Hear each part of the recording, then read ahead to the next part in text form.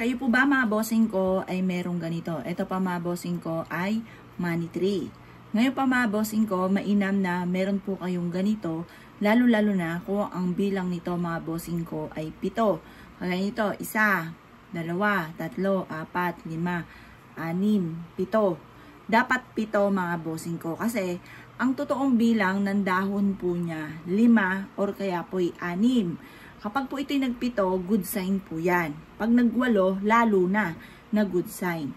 Ngayon pa mga bossing ko, pwede nating gamitin ito, yung dahon ng money tree, na pang-attract ng swerte sa pera. Kung kayo po ay masipag, matyaga, pero lagi na lang walang pera, gamitin nyo po ito pong dahon na ito para kayo ay maka-attract ng swerte sa pera.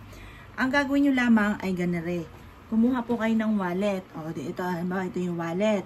Ngayon po mga bossing ko, humarap ka sa gawing silangan ng mga bandang alas 7 ng umaga. At pagkatapos, ang gagawin po ninyo, kayo po ay kukuha ng 7 ha, dapat 7 or 8 na dahon. Ngayon po mga bossing ko, tutupiin nyo po ito, ganyan. Tupiin nyo lang po siyang ganyan. Pataga, iayos natin. Yan. Tupiin nyo po siya. Yan. Yan. Ngayon, kapag natupi na po siya, putulin natin itong sanga ng huwag siyang masyadong mahaba. Yan, putol na. Ngayon, ang gagawin nyo lamang, sabihin nyo po, pagpagpag nyo po dito, sa pamamagitan ng pampaswerteng ito, sipag at tiyaga at pananalig sa itaas, ay makakamit ko lahat aking mga pinapangarap. Magkakaroon ako ng maraming pera at mawawala na ang mga kamalasan kong pinagdadaanan mga bossing.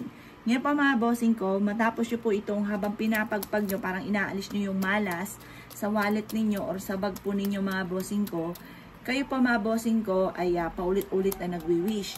Siksik-liglig atong maapaw at maraming pera ang darating sa akin. Ganon ang pagwi-wish mga boss. Pagtapos na po kayo mag-wish mga bossing ko, tutupiin nyo po ito. Yan.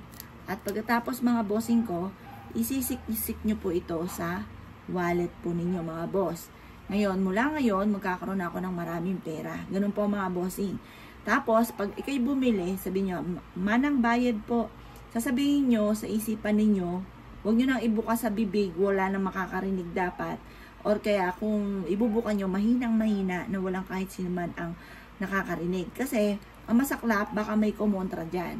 Ngayon pa mga bossing ko, i-wish po ninyo na bumalik ka kaagad. Parang kinakausap nyo yung pera. Bumalik ka kaagad. Maraming pera pa ang isama mo. Yung ganun mga bossing. Kapag nakita nyo walang laman yung wallet, huwag nyo sabihin na walang pera, simot, said. Huwag nyo sasabihin ganun.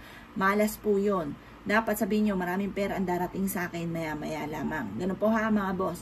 Pagkatapos mga bossing ko, eto ay huwag nyo paaalsan yung wallet ninyo ng kahit 5 duling. Kasi ang masaklap, kapag po yan ay lagi nauubusan, wala nang magtatawag ng swerte, wala nang magtatawag ng kasamahan po niya. Kahit 5 duling, dapat meron po kayong natitira sa inyo pong pitaka. Huwag nyo sisimutin. Kasi hindi nga po walang magtatawag ng kasamahan. Malas po yun.